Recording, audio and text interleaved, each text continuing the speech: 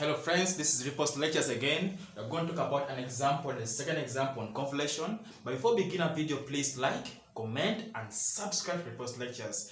Let's do this number straight away. This is number 2, the part B, the second number on convolution. So we say if we want to do any integrals on convolution, the first thing you must know is the convolution theorem. So how does it state? We say the definition says the mathematical definition is f of t. When we convolute with g of t, we get an integral from 0 to t, f of u, g of t minus u du. So this is the mathematical definition of convolution. So we say when you're doing these numbers, you compare this with what? The equation given.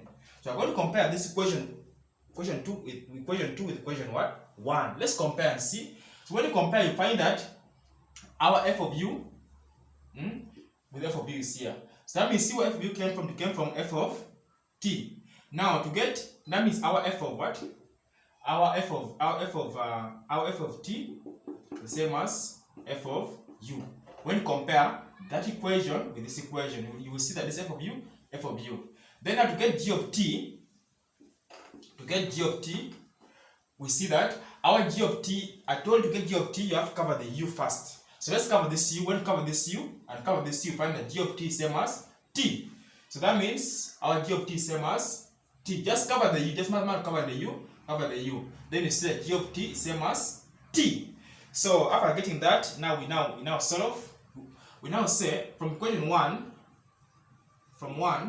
that means our f of t is same as a half of t squared minus. Now that means the whole of this, it came from t, which is the g of t.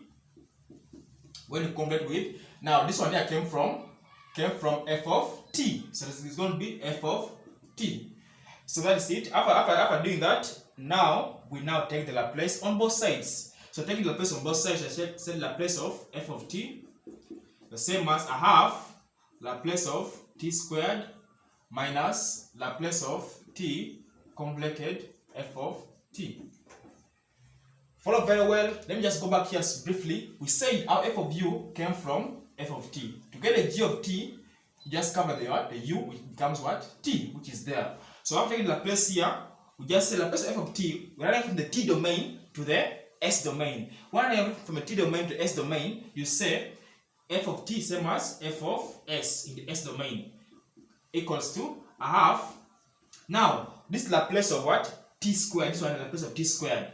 Now, how to get Laplace of t squared? From the outside work, we can say Laplace of any power of t the same as n factorial over s power n plus 1.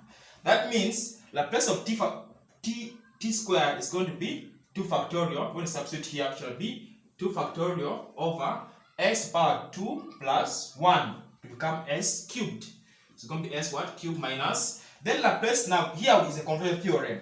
We take them separately. We get this one here separately. We get this one what? Separately. What's the place of t? It's here. So that means our n is what? 1. When you compare with this power, our n is what? 1. So you put here what? 1 becomes 1 factorial over 1 plus 1 here. So it becomes s squared times. Now, the place of f of t is f of what? S. That's very important. After that, we can now say here is going to be f of s. F of s is same as, now 2 factorial is 2. Now this 2 can cancel that with this 2. Then remain with 1 over s cubed minus 1 factorial is 1. So it's going to be f of s over s squared. So what do you do next? We now collect the like terms. We take this one what? That side. So let's collect terms from this side here. So we're going to say our f of s is same minus. Now this is a minus. We're taking this side, it's going to be a plus. So it's going to be plus f of s over s squared, the same as this side is going to be 1 over s cubed. It's going to be 1 over s cubed. So we can pull out what? F of s from this side. We're going to say f of s out. F of s is out. We remain with 1 plus 1 over s squared. Very important, it's the same as 1 over s cubed. So now you can say f of s out. We remain with, here the LCM is s squared. So LCM is s squared. Here it becomes s squared s squared plus 1. So the same as 1 over s cubed. So that's very important. So if you can see this case can cancel. You can reduce them because the square is what? Cube. You can cancel it. You can reduce by s squared. 1 by s squared becomes what? S. So that means our f of s the same as 1 over s. Then into the remaining part, which is going to be s squared plus 1.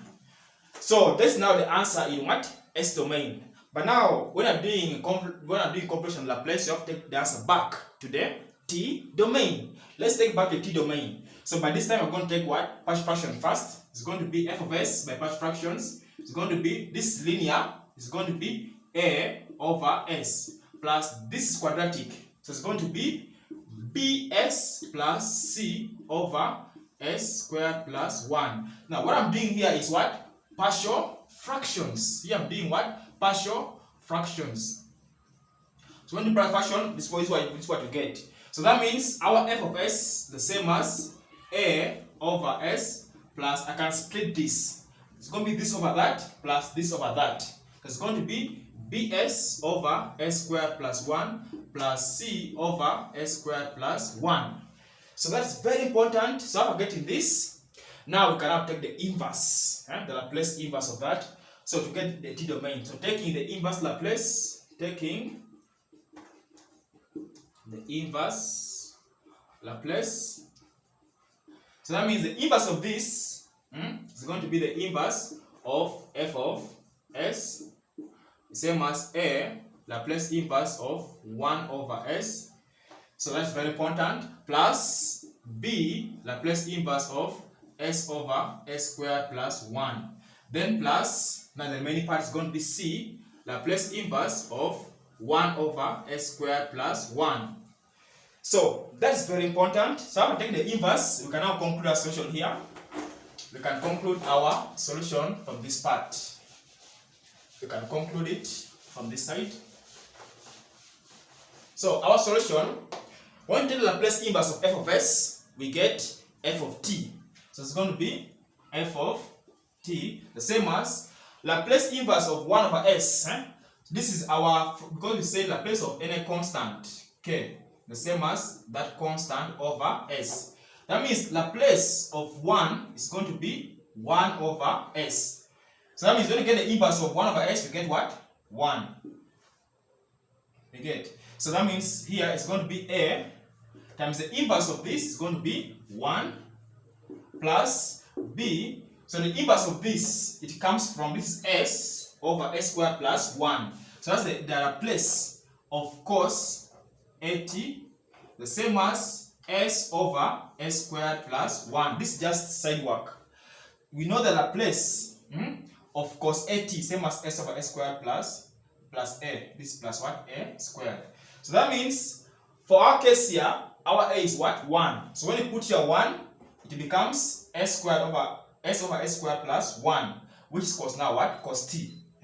It's going to be cos t plus c. Now this, you want to see a constant beginning, that is a sign. So then we can call the Laplace of sine of at the same as a over s squared plus a squared. That means when a is 1, like for this case here, so that means to do what? Sine what? T. When you put here 1, so that means the inverse of this will go back to what? To sine. That means it's going to be c sine what? T. This is our solution. Thank you very much for watching our video. Please like, comment, and subscribe to lectures. Thank you very much.